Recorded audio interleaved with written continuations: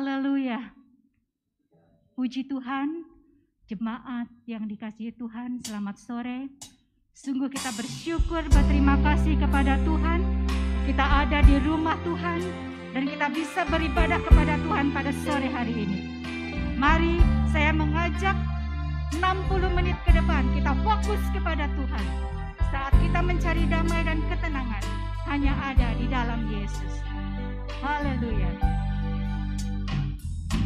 Kalau ku cari damai, hanya ku dapat dalam Yesus. Kalau ku cari ketenangan, hanya ku temui di dalam Yesus. Tak satu pun dapat menghiburku, tak seorang pun dapat menolongku. Hanya Yesus jawaban hidupku. Amin. Haleluya. Haleluya. Kalau ku cari damai, hanya ku dapat dalam Yesus. Kalau ku cari ketenangan, hanya ku temui di dalam Yesus. Tak satu pun dapat menghiburku, tak seorang pun dapat menolongku. Hanya Yesus jawaban hidupku. Amin. Bersama Dia hati kita tenang. Bersama Dia hatiku damai, walau dalam lembah kegelapan. Bersama Dia hatiku tenang, walau hidup penuh tantangan. Tak satu pun dapat menghiburku. Amin. Tak seorang pun dapat menolongku. Hanya Yesus jawaban hidup. Haleluya. Hanya Yesus jawaban hidup kita. Banyak pertanyaan mengapa? Yesus jawabannya. Kalau ku cari damai, hanya ku dapat dalam Yesus. Amin. Haleluya. Kalau ku cari ketenangan, hanya ku temui di dalam Yesus. Tak satu pun dapat menghiburku, tak seorang pun dapat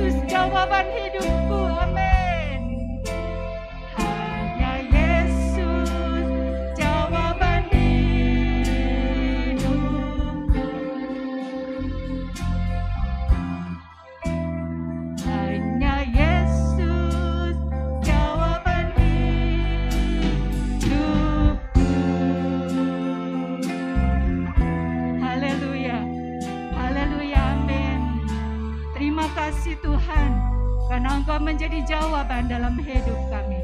Terima kasih Tuhan, haleluya. Kita buka ibadah kita di dalam doa dengan Saudari Hartini akan berdoa buat kita, haleluya. Tuhan Yesus, Allah Bapa kami yang di surga, sore hari ini kami mau memulai ibadah pada sore hari ini Tuhan. Tuhan, urapi kami semuanya yang ada di tempat ini Tuhan. Amin. Urapan-Mu benar-benar nyatakan, urapan-Mu benar-benar nyatakan dalam setiap kehidupan kami Tuhan. Biar kami boleh layak untuk memuji, memuliakan nama-Mu Tuhan. Tuhan, urapi kami Tuhan. Ya, mulai dari awal, pertengahan sampai akhirnya Tuhan. Terlebih yang membawakan firman-Mu Tuhan, biar firman-Mu benar-benar nyata dalam setiap kehidupan kami. Amin. Dan kami boleh belajar menjadi pelaku-pelaku firman-Mu. Amin. Terima kasih Tuhan. Saat ini kami buka dan mulai ibadah hanya di dalam nama Tuhan Yesus Kristus. Haleluya. Amin. Puji Tuhan. Haleluya. Saat ini dunia menawarkan berita-berita yang mengkhawatirkan. Kita cemas, kita khawatir. Namun sebagai jemaat Tuhan, kita memiliki kasih Tuhan. Andai kata semua tinta, semua laut menjadi tinta, tak akan cukup untuk menulis kasih Tuhan. Andai kata semua laut adalah tinta. Amin. Andai kata cakrawala jadi kertas.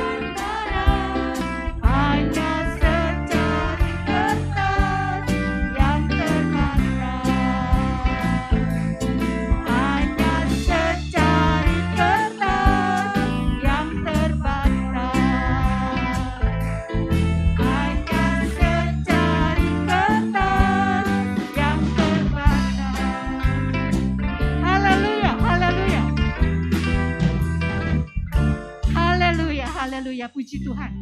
Sekalipun keadaan dunia semakin hari semakin mengkhawatirkan, banyak kabar-kabar yang menggentarkan, namun percayalah kepada Tuhan.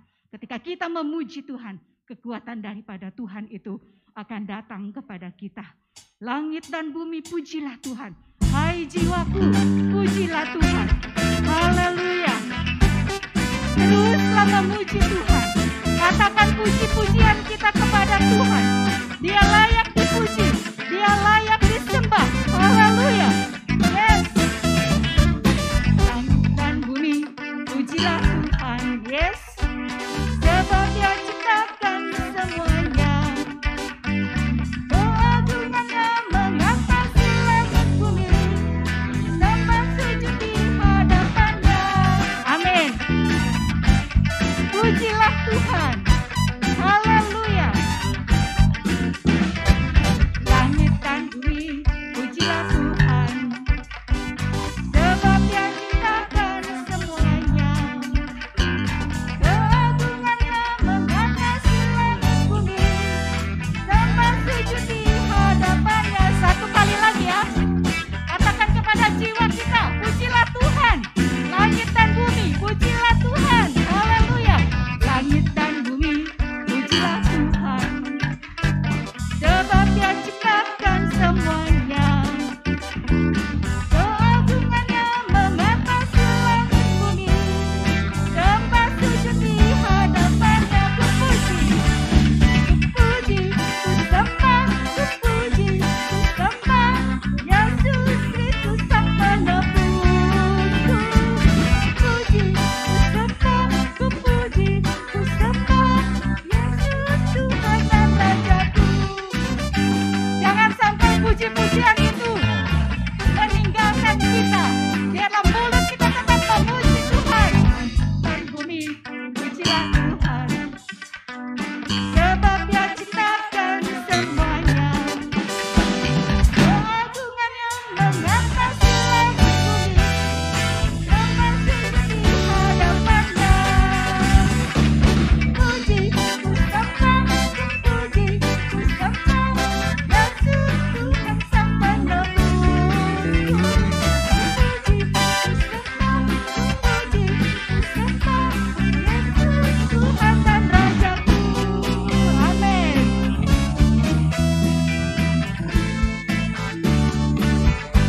Katakan haleluya. Haleluya. Amin. Haleluya. Amin. Haleluya. Amin. Haleluya. Amin. Puji, kusembah, kupuji, kusembah Yesus Kristus Sang Penebusku. Puji, kusembah, kupuji, kusembah Yesus Tuhan dan Rajaku. Mari puji Dia. Puji, kusembah, kupuji, kusembah Yesus Kristus Sang Penebusku. Puji, kusembah, kupuji, kusembah Yesus Tuhan dan Yesus Tuhan dan Rajaku. Yesus Tuhan dan Rajaku. Yesus Tuhan. Haleluya. Haleluya. Haleluya, puji Tuhan. Kalahkan kekhawatiran itu. Jangan sampai mulut kita mengucapkan hal-hal yang menakutkan. Biarlah mulut kita terus memuji-muji nama Tuhan. Karena hanya Tuhanlah jawaban di dalam kehidupan kita. Haleluya. Kita siapkan hati kita untuk mendengarkan firman Tuhan.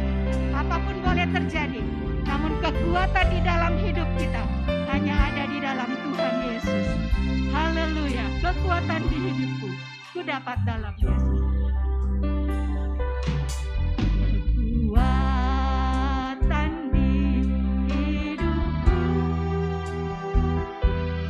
ku dapat dalam Yesus. Amin. Benar Tuhan. Dia tak pernah tinggalkanku, setia menopangku.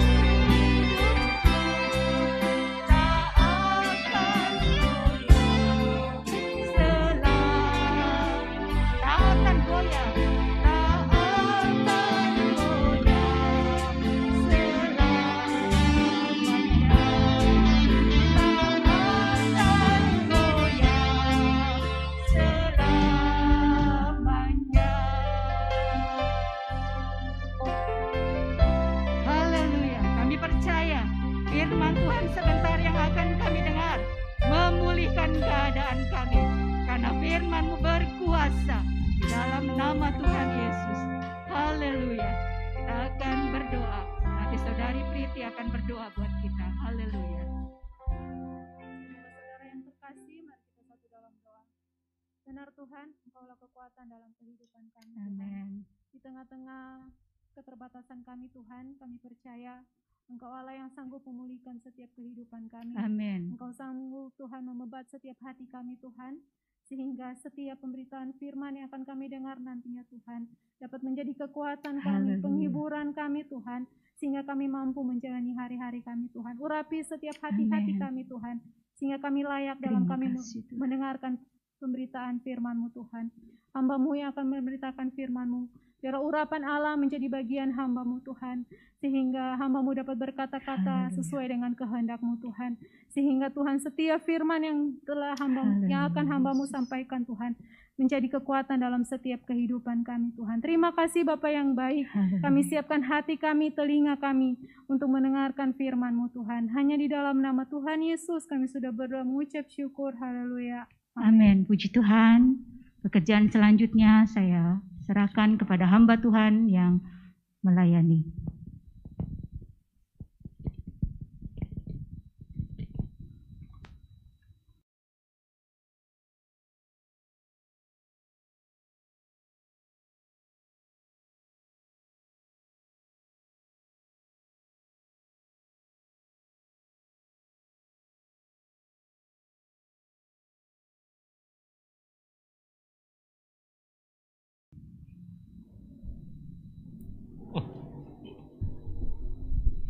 Haleluya. Selamat sore saudara, selamat kita beribadah kembali dalam kasih Tuhan Yesus Kristus. Sekarang kita pertama kali beribadah tanpa Ibu Gembala dan Bapak Wakil Gembala ya. Tapi jauh lebih penting kalau Tuhan beserta dengan kita, apapun yang terjadi akan selalu ada di dalam kontrol Tuhan. Baik saudara, kita masih tetap dalam pembawa damai, yaitu dari Matius 5 ayat ke-9. Berbahagialah orang yang membawa damai karena mereka akan disebut anak-anak Allah. Seperti yang kita sudah belajar, khususnya 1 minggu lalu, Tante Herlina sudah dengan sangat baik sekali dan sangat jelas menjelaskan siapa dan bagaimana seorang pembawa damai yang sesungguhnya. Pembawa damai yang dituliskan pada Matius 5 dan yang diucapkan oleh Tuhan Yesus sendiri merupakan sebuah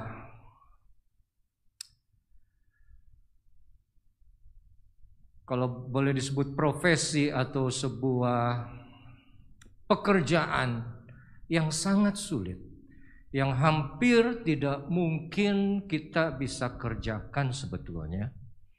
Oleh karena itu, ucapan berbahagialah yang membawa damai ditempatkan pada posisi yang ke-7. Di mana 6 ucapan berbahagia atau diberkati sebelumnya, kalau dibaca nanti akan berkaitan dengan pembawa damai yang ada di urutan ke-7 ini saudara.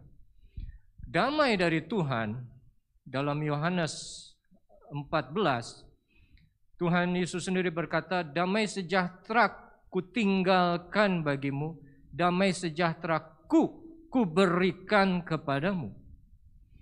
Artinya apa? Saat Yesus hendak pergi meninggalkan murid-muridnya saat itu, dia pun sendiri berkata, saat aku pergi, aku akan meninggalkan damai sejahtera ku bagimu. Dan damai sejahtera ku berikan.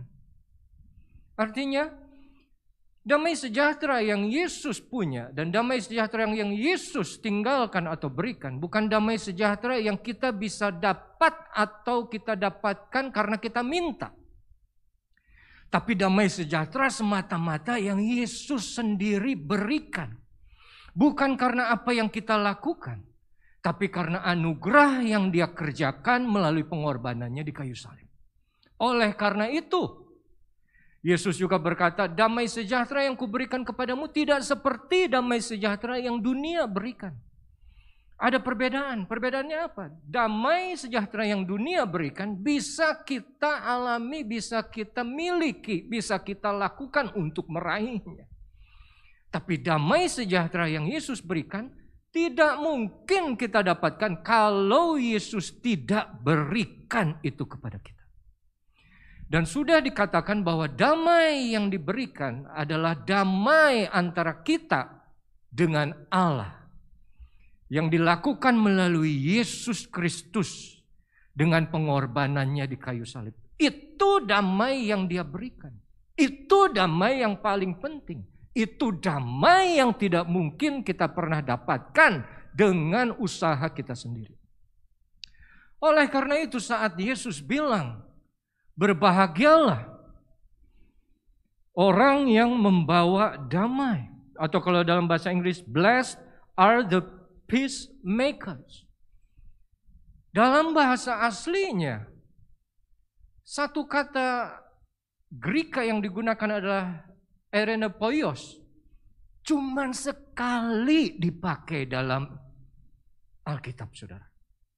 Tidak ada lagi kata itu dipergunakan oleh penulis Alkitab yang lain. Menandakan apa? Bahwa menjadi pembawa damai sama saja dengan kita menjadi seperti Yesus. Karena pembawa damai yang sejati, yang sesungguhnya adalah Yesus.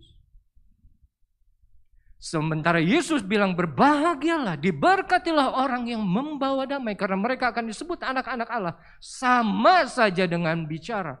Berbahagialah, diberkatilah mereka yang menjadi seperti aku. Tidak pernah ada ayat yang bilang yang lain. Sebelumnya berbahagialah orang yang miskin, orang yang berduka, orang yang lembut, orang yang lapar, orang yang murah hatinya. Tidak ada kata bahwa orang yang murah hatinya, orang yang lembut, orang yang lapar, orang yang berduka cita. Dari aku berikan, satu-satunya yang Tuhan berikan, Yesus berikan, hanyalah damai sejahtera. Dan kita dituntut untuk menjadi pembawa damai sejahtera itu.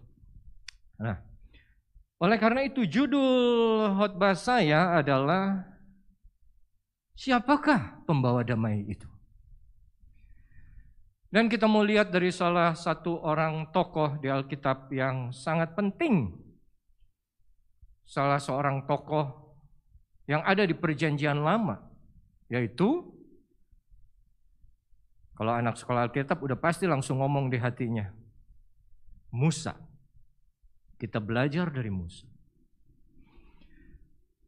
Mari kita siapkan dulu Alkitab saudara di Keluaran 32.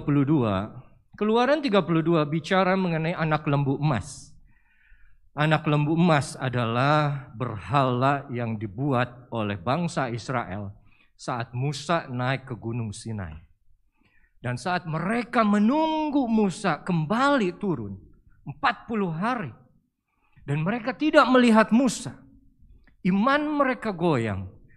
Dan mereka menuntut kepada Harun, buatkanlah kami Tuhan atau dewa yang lain yang bisa kami sembah.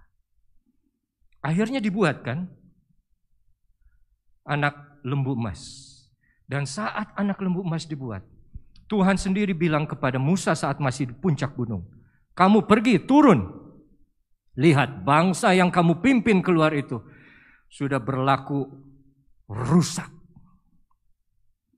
Dan mereka akan kubinasakan. Dan akan kubuat engkau menjadi bapak keturunan yang baru. Keturunanmu akan lebih besar, lebih banyak daripada mereka yang sekarang. Dan saat Musa mendengar itu, dia langsung meminta kepada Tuhan. Tuhan jangan.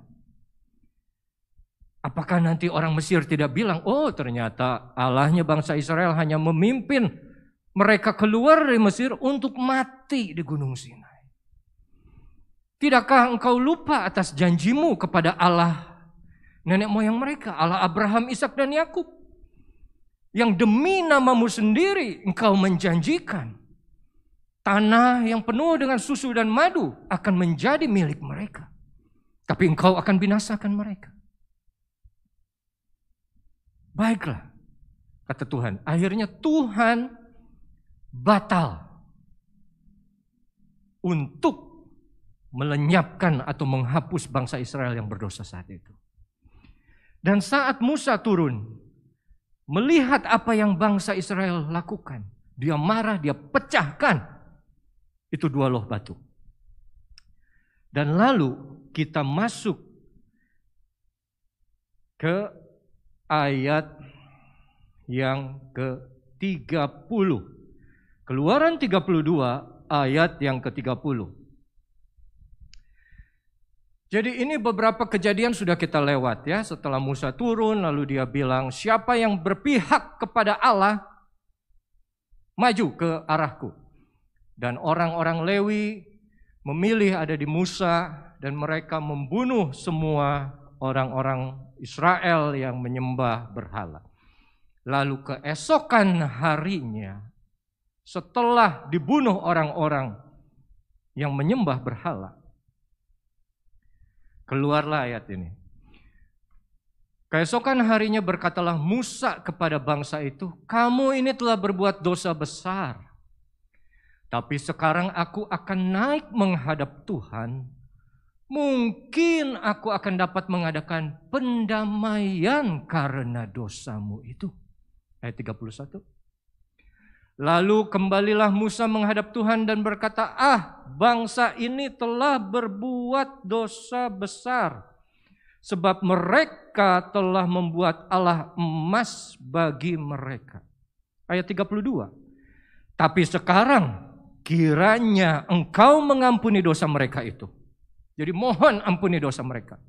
Tapi jika tidak, jika kau tidak mau menghapuskan dosa mereka, hapuskanlah kiranya namaku dari dalam kitab yang telah kau tulis. Sebuah doa yang singkat, tapi maknanya dalam. Karena Musa sebetulnya sebagai gambaran Yesus yang akan datang ribuan tahun kemudian. Dia sudah menjadi juru damai untuk bangsa Israel. Dan dia bilang, kalau kamu tidak mengampuni bangsa ini, hapuskan namaku. Sama saja dengan bunuhlah saya, biar saya mati saja. Kalau kau tidak mau ampuni dosanya. Tapi kita mundur dulu ke ayat 30 tadi. Kamu ini telah berbuat dosa besar, tapi sekarang aku akan naik menghadap Tuhan. Saudara, baru 2 hari yang lalu Musa turun dari Gunung Sinai. Setelah apa? Setelah menghadap Tuhan. Pertama Musa naik ke Gunung Sinai karena Tuhan suruh. Tuhan perintahkan. Tapi kedua kali saat Musa naik kembali ke Gunung Sinai, bukan disuruh oleh Tuhan. Tapi karena ada inisiatif, ada keinginan dari dia. Dia tahu di mana Tuhan berada dan apa yang dia harus lakukan untuk melakukan pendamaian terhadap bangsa ini. Yang kalau tidak didamaikan mati semua. Dia harus mau naik menghadap Tuhan. Kebalikan dari Yesus yang turun dari surga ke bumi untuk mengadakan pendamaian bagi umat manusia. Musa hanya pendamaian untuk bangsa Israel saja. Manusia harus naik ke atas gunung menghadap Tuhan. Siapakah juru damai itu? Siapakah yang membawa damai itu? Satu. Mereka yang tidak memikirkan dirinya sendiri. Mereka yang mau mengerjakan lebih dari apa yang diminta. Siapa yang minta tidak ada. Siapa yang suruh Musa naik tidak ada. Musa naik ke gunung Tuhan pada usianya lebih dari 80 tahun. Saya pernah naik. Saudara Ruben juga pernah naik ke Gunung Sinai. Dan kita tahu naik ke Gunung Sinai itu sangat-sangat sulit dan sangat melelahkan. Tapi untuk Musa yang mau membawa damai itu, dia tidak pedulikan itu. Dia tidak memandang dirinya, dia tidak merasa kelelahannya. Tapi dia juga tidak memikirkan keadaan dirinya. Aduh, aku capek, aku baru saja ketemu Tuhan. Kenapa aku tidak bisa saja berdoa dari sini? No. Untuk melakukan pendamaian, kita harus bertemu dengan Tuhan sendiri langsung. Muka dengan muka. Apakah gampang? Tidak, saudara. Saat Tuhan mau turun di Gunung Sinai saat itu, dia bilang, kuduskanlah, suruh mereka kudus, tahirkan mereka. Selama 3 hari baru aku akan turun. Siapa yang boleh naik ke gunung Tuhan? Mereka yang bersih tangan dan hatinya. Oleh karena itu, Matius 5 ayat 8, betul. Coba buka dulu sebentar, Matius 5 ayat 8. Satu ayat sebelum, berbahagialah orang yang suci hatinya, karena mereka akan melihat Allah.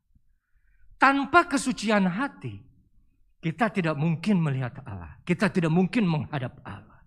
Dan tanpa kesucian hati, kita tidak mungkin menjadi pembawa damai. Saudara, Musa melakukan pendamaian itu. Dia naik lagi ke gunung yang baru dia jalani 2 hari yang lalu. Dia kembali naik menghadap Tuhan. Untuk apa? Untuk meminta pendamaian bagi siapa? Bagi dirinya? Tidak. Bagi bangsa Israel yang dia sudah pimpin. Jadi sebetulnya sama saja, siapa pembawa damai itu? Orang yang tidak egois, orang yang tidak memikirkan dirinya sendiri. Saudara pikir Yesus memikirkan dirinya sendiri? Kalau dia memikirkan dirinya sendiri, tidak akan ada itu pengorbanan kayu salib. Dia bilang, kalaulah boleh cawan ini berlalu, tapi biarlah kehendakmu saja Bapa yang terjadi. Dia kembalikan itu semua kembali kepada Bapa. Nah, saudara, yang pertama, siapakah pembawa damai itu? Adalah mereka yang berani melakukan lebih dari yang diminta atau lebih dari yang diperlukan. Musa saat menghadapi orang Israel, berkali-kali dia berdoa kepada Tuhan agar Tuhan tidak menghajar habis bangsa Israel ini. Yang barusan kita baca baru kejadian pertama. Tuhan marah kepada bangsa Israel dan mau menghabiskan bangsa itu. Kedua, saat Miriam dan Harun berontak terhadap Musa. Yang ketiga, nanti kita baca bersama-sama. Yang ketiga, saat 12 pengintai yang dikirim, hanya 2 yang berkata baik. Tapi 2 yang berkata baik ini mau dilempari batu. Dan Musa dan Harun pun mau dibunuh. Dan yang ketiga, saat yang namanya Korah menghasut 250 tetua bangsa Israel untuk melawan Musa. Di semua momen itu, Tuhan bilang, aku akan habiskan bangsa ini dan aku akan buat kamu menjadi bangsa yang besar, Musa. Tapi yang Musa lakukan selalu berdoa kepada Tuhan, meminta ampun untuk bangsa Israel ini. Dan contoh yang paling jelas sebetulnya, siapakah pembawa damai itu? Adalah mereka yang mau mendoakan orang-orang yang memiliki kesalahan atau orang-orang yang berdosa agar mereka diampuni oleh Tuhan. Dan Musa berdoa bukan karena mereka melakukan kesalahan terhadap dia, tapi Musa berdoa karena mereka melakukan kesalahan itu terhadap Tuhan. Mari, sekarang saya mau sedikit bicara lebih dalam pada salah satu contoh dari 4 kasus yang tadi saya bilang, khususnya dalam Bilangan Bilangan 12. Bilangan 12. Semoga benar. Ayat 1 coba.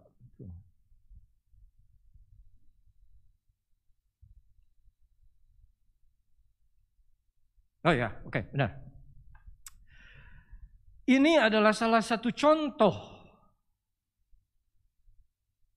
dosa yang dilakukan oleh bukan bangsa Israel, tapi hanya oleh 2 orang saja. Miriam serta Harun mengatai Musa berkenaan dengan perempuan Kush yang diambilnya, sebab memang ia telah mengambil seorang perempuan Kush. Jadi disebut di sini Miriam serta Harun. Dibilang mengatai Musa itu kemungkinan bicara di belakang-belakang Musa tanpa diketahui. Ayat yang kedua. Kata mereka, sungguhkah Tuhan berfirman dengan perantaraan Musa saja? Bukankah dengan perantaraan kita juga ia berfirman? Dan kedengaranlah hal itu oleh Tuhan. Satu keluhan yang mereka sampaikan terhadap Musa. Musa siapa? Adiknya, saudara. Ini Miriam dan Harun ini kakaknya. Kakak mengatai adiknya bahwa ini kita juga bisa menjadi wakil Tuhan. Kalau adik kita Musa saja bisa menjadi perantara oleh Tuhan, kenapa kita tidak? Kita harus bilang ini kepada Musa. Belum lagi dia punya salah, ambil istri orang Ethiopia, katanya. Nah, mendadak, nggak ada angin, nggak ada hujan, keluarlah ayat ketiga. Kita baca dulu. Adapun Musa ialah seorang yang sangat lembut hatinya, lebih dari setiap manusia yang di atas muka bumi. Terus ayat keempat coba. Lalu berfirmanlah Tuhan dengan tiba-tiba kepada Musa, Harun dan Miriam, keluarlah kamu bertiga ke kemah pertemuan. Maka keluarlah mereka bertiga. Nah saudara, ini lucu. 4 kali dicatat, Musa berdoa kepada Tuhan untuk meminta Tuhan ampuni orang-orang yang Tuhan mau hukum. Artinya Musa ingin menjadi pendamai. Dia melakukan pendamaian antara umat yang berdosa dengan Tuhan. Ada di 4 cerita yang tadi saya sudah share. Tapi hanya di perikop, hanya di cerita ini saja keluar ayat yang 3. Yang dia bilang sekarang Musa ini sangat lembut hatinya. Lebih dari setiap manusia yang di atas muka bumi. Itu ayat yang ketiga. Kalau saya tidak baca. Saya baca dari ayat kedua langsung loncat ke 4.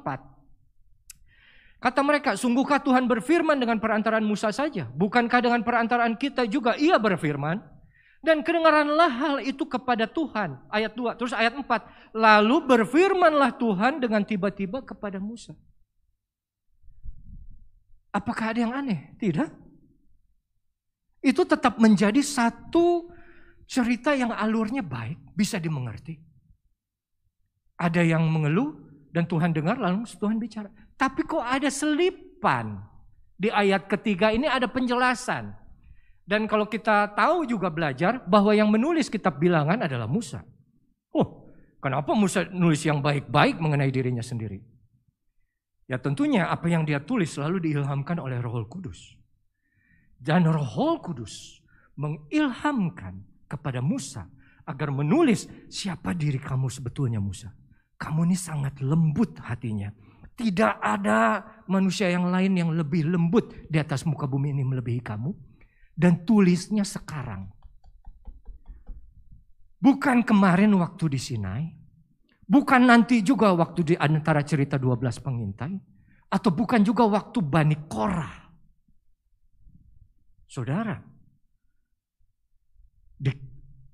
Di Sinai 3.000 orang mati.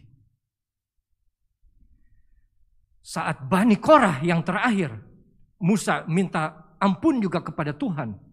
14.000 orang mati. 250 mati, bumi terbuka semua masuk ke dalamnya. Dan yang sisanya mati kena tulah.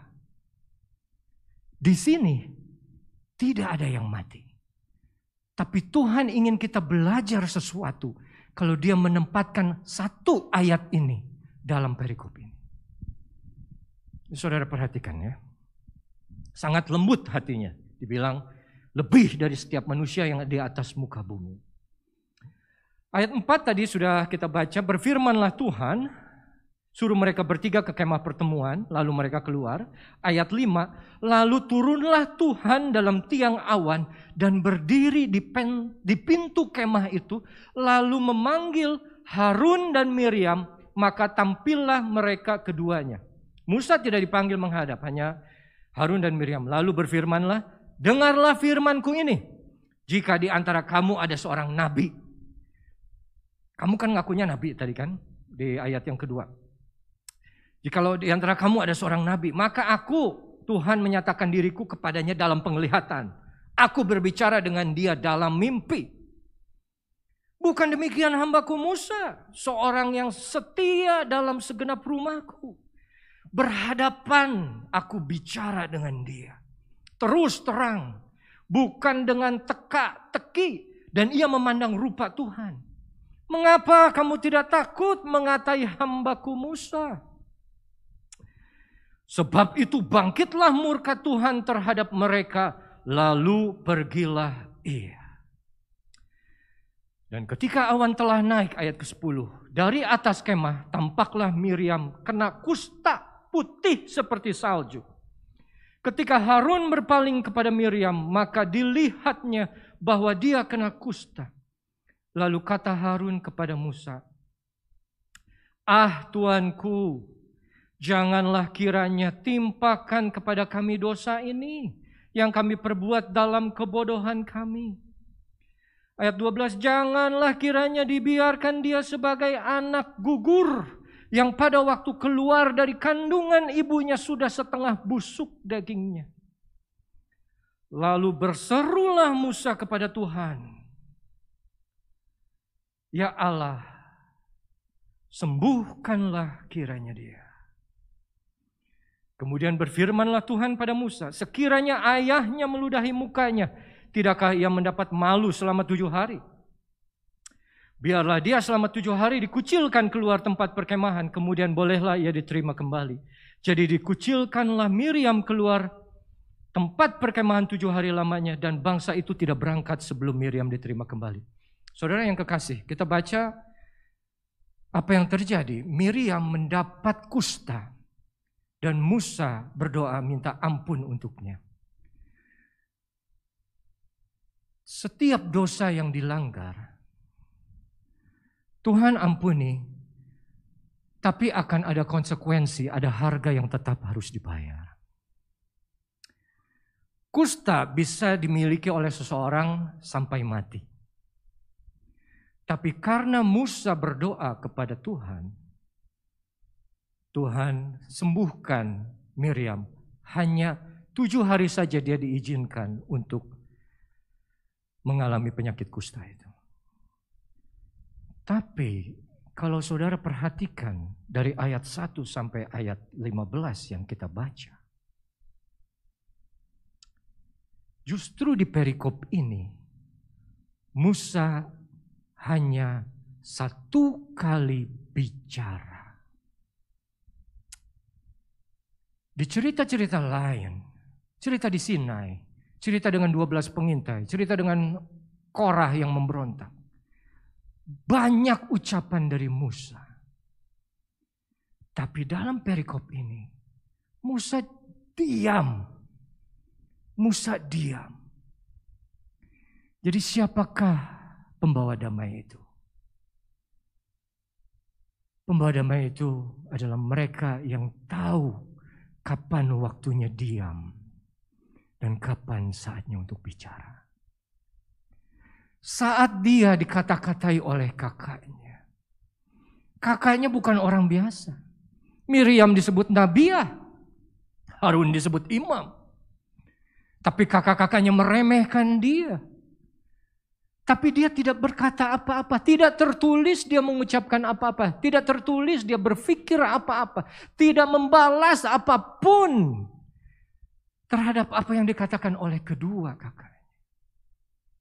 Yesus tahu kapan waktunya untuk diam dan kapan saatnya untuk bicara.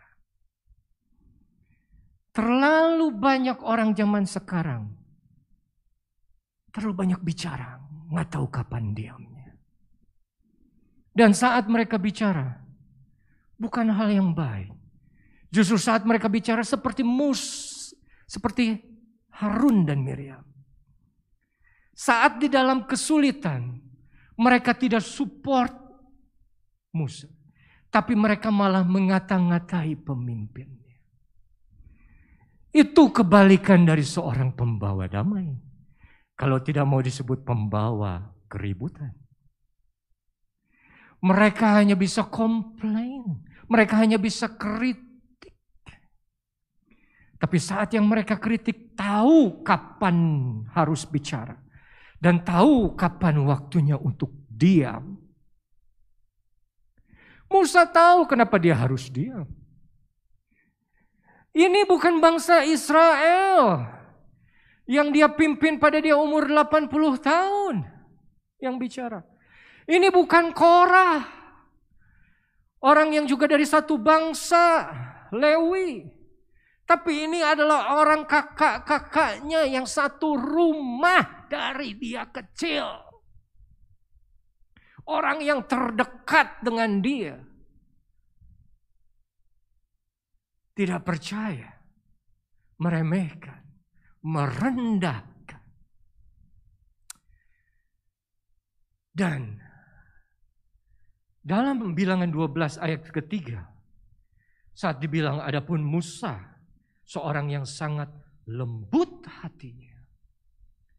Kata lembut hatinya, dalam bahasa aslinya, bahasa Ibrani, dipakai kata anaf.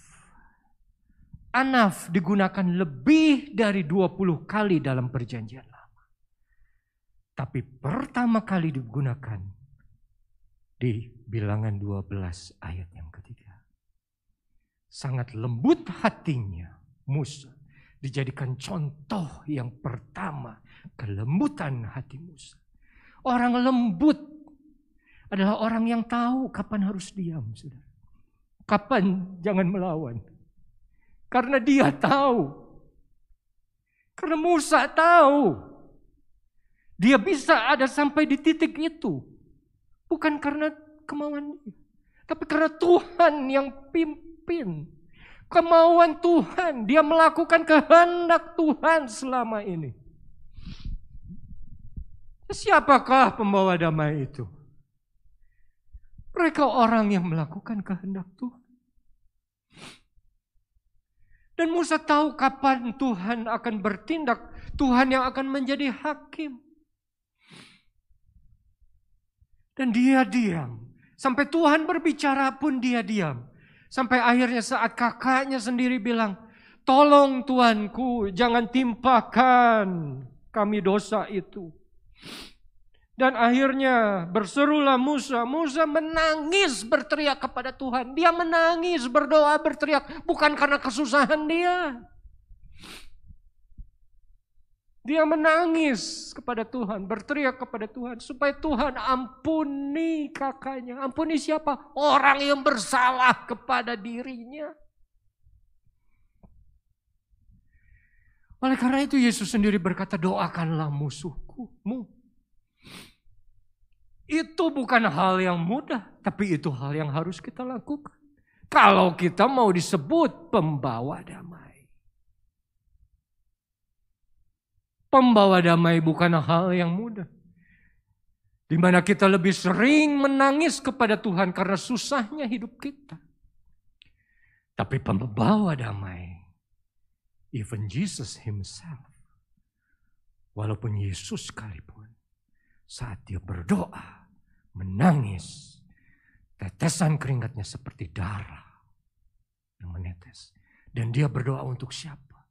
Untuk kita. Untuk apa? untuk melakukan pendamaian antara Allah Bapaknya dengan kita umat manusia.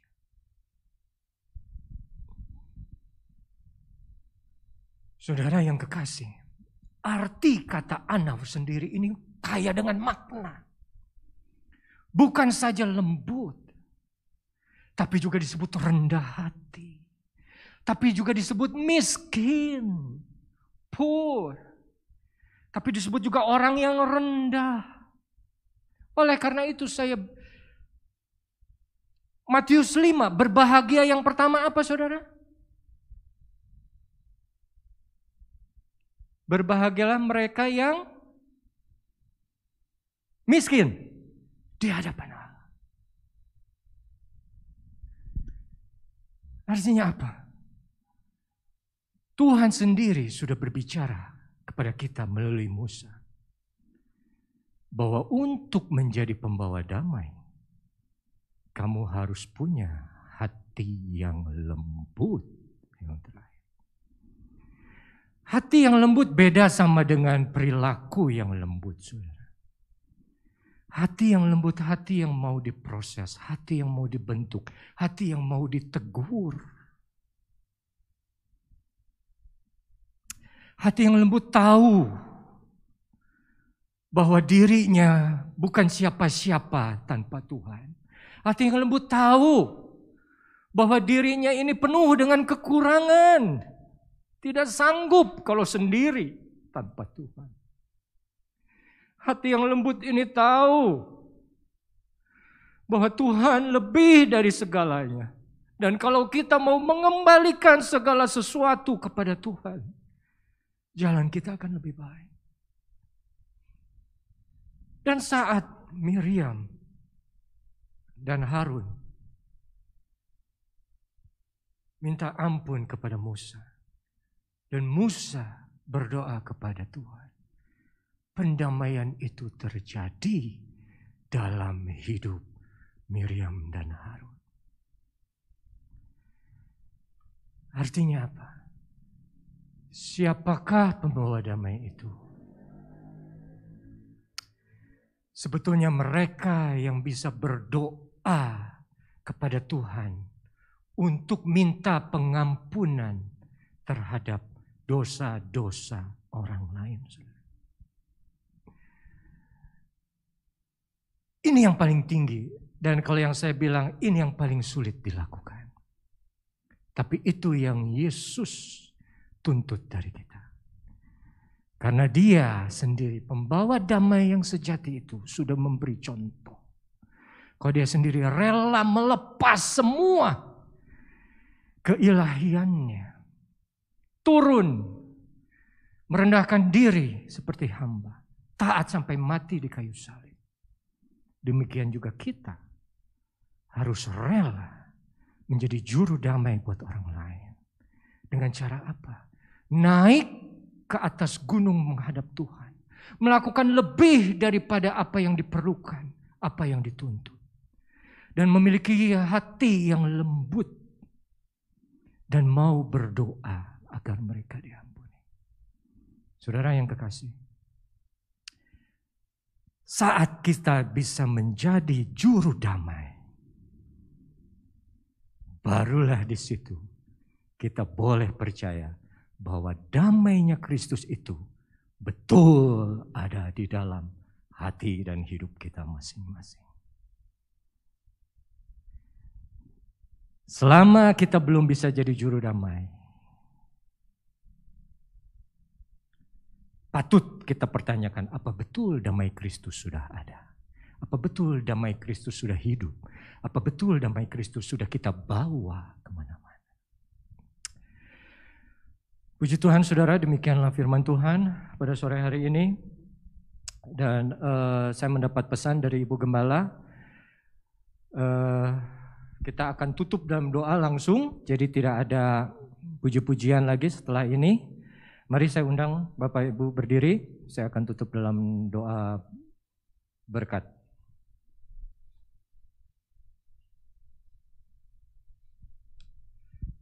Haleluya. Terima kasih Tuhan, pada sore hari ini kami datang kepadamu dengan penuh ucapan syukur. Kami boleh kembali belajar bagaimana kami harus menjadi seorang pembawa damai. Hamba-Mu sudah menyampaikan firman-Mu Tuhan dengan segala keterbatasan. Biarlah selanjutnya Roh Kudus-Mu yang bekerja membukakan pengertian-pengertian, pemahaman-pemahaman baru kepada anak-anak-Mu Tuhan. Sehingga mereka tidak saja mengenal apa keinginan-Mu lebih banyak, lebih dalam. Tapi mereka juga memiliki keinginan untuk melakukannya lebih daripada yang Engkau minta Tuhan. Biarlah kami semua boleh menjadi pembawa damai. Tidak saja menerima damai keselamatan yang sudah Kau buat, tapi kami juga boleh menjadi pembuat-pembuat damai bagi sesama kami manusia. Membawa mereka mengenal terhadap Engkau dan berdoa untuk pengampunan terhadap hidup mereka. Terima kasih Tuhan, terima kasih Bapa. Hamba-Mu berdoa untuk mereka yang sudah mendengar firman, Hamba-Mu berdoa untuk mereka yang sudah hadir di gereja pada sore hari ini. Juga mereka yang mendengarkan lewat rumah Tuhan. Engkau berkati semua Tuhan. Mereka yang masih bekerja, mereka yang masih sekolah, mereka yang punya usaha Tuhan Engkau berkati. Engkau yang tahu kesusahan setiap hati mereka Tuhan. Engkau lihat, hamba-Mu percaya Engkau tahu. Dan hamba-Mu percaya Engkau akan bekerja di dalam setiap kehidupan anak-anak yang percaya dan yang setia kepadamu Tuhan. Biar Engkau boleh lawat mereka satu persatu. Engkau kuatkan hati yang lemah. Engkau hiburkan hati yang sedih. Biar mereka selalu beriman yang tetap teguh kepada Engkau Tuhan. Mereka yang sakit, jemaat-Mu yang sakit Tuhan, hamba-Mu berdoa Engkau jamah, Engkau jangkau. Engkau kuatkan mereka, Engkau angkat semua sakit mereka, sembuhkan dengan kuasa-Mu Tuhan. Terima kasih Tuhan, terima kasih Bapa. Kami juga berdoa untuk Ibu Gembala yang sedang beristirahat Tuhan. Engkau tahu kelemahannya, Engkau tahu sakitnya Tuhan. Hamba-Mu dan kami semua hanya bisa berdoa untuk belas kasihan-Mu terhadapnya Tuhan. Turunlah senantiasa. Engkau boleh angkat semua kelemahannya, sakitnya Engkau angkat Tuhan. Sehingga Ibu Gembala boleh kembali memimpin kami. Boleh kembali beribadah bersama-sama dengan kami memimpin ada di sini Tuhan. Juga Bapak Wakil Gembala Tuhan, kami doakan kesehariannya, di pekerjaannya, di usahanya. Dengan keluarganya, pelayanannya, tetap berkat-Mu turun atasnya Tuhan. Terima kasih Bapak, terima kasih Tuhan. Hamba-Mu juga percaya semua pelayan-Mu sore ini sudah mendapat berkat. Terlebih lagi mereka yang melaksanakan atau melakukan firman-Mu Tuhan kelak. Dan sekarang saudaraku, biarlah kita semua boleh pulang dengan membawa kasih berkat dari Allah yang menjadi Bapa kita. Dan damai sejahtera yang Yesus sudah tinggalkan untuk kita. Juga kekuatan persekutuan dengan Roh Kudus senantiasa mempersatukan kita mulai hari ini sampai Maranatha Tuhan Yesus datang yang kedua. Dalam nama Tuhan Yesus yang percaya katakan amin. Selamat sore, Tuhan berkati.